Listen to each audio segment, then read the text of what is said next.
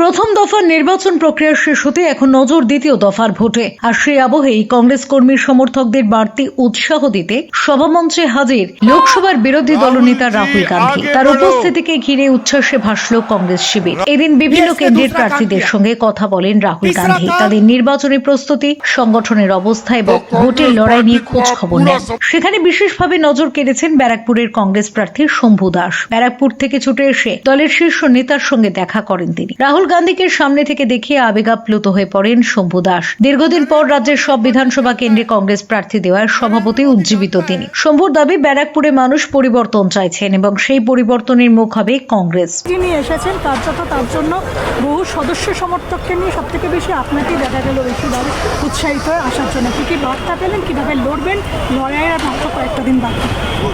দেখুন, রাহুল গান্ধী আগামী দিনে আজকে যে এখানে বাংলায় যে মাটিতে পা রেখেছেন, তাই বাংলার সমস্ত কর্মী এবং যে প্রার্থী যারা হয়েছে তারা একটা অন্য মাত্রা পেয়েছে, এই কথা বলার অপেক্ষা রাখে না।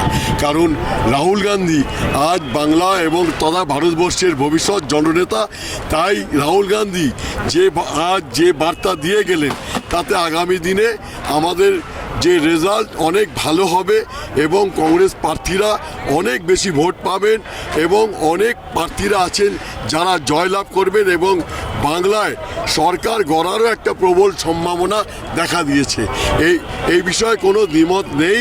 তাই রাহুল গান্ধী আজ বাংলায় আসাতে যে অন্য মাত্রা পেয়েছে, সে কথা বলার অপেক্ষা রাখে না।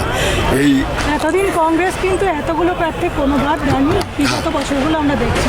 এই 20 বছর ধরে, আজ 20 বছর পরে আজ বাংলায় কংগ্রেস একা লড়ছে। তাই ভোটাররা ভীষণভাবে উৎসাহিত হয়ে পড়েছে যে আজ কংগ্রেসকে ভোট দেবেন এবং আগামী দিনে কংগ্রেসই যে বিকল্প, তাই মানুষ বেছে নিচ্ছেন কংগ্রেসকে। সেই বার্তাই রাহুল গান্ধী আজ এই মাঠে, শহীদ মিনারের মাঠে দিয়ে গেলেন। তাই আমরা প্রত্যেকেই উৎসাহিত এবং উৎফুল্ল যে আগামী দিনে আমাদের যে রেজাল্ট হবে অত্যন্ত ভালো রেজাল্ট, সেই বিষয়ে আমরা যথেষ্ট আশাবাদী। আত্মবিশ্বাসী শম্ভু দাস জানিয়েছেন, এবার ব্যারাকপুরে রেকর্ড ব্যবধানে জয় আসবে কংগ্রেসের ঝুলিতে। এখন রাজনৈতিক মহলের নজর একটাই, 4 তারিখে শেষ হাসি কে হাসে। Bureau report, channel 10।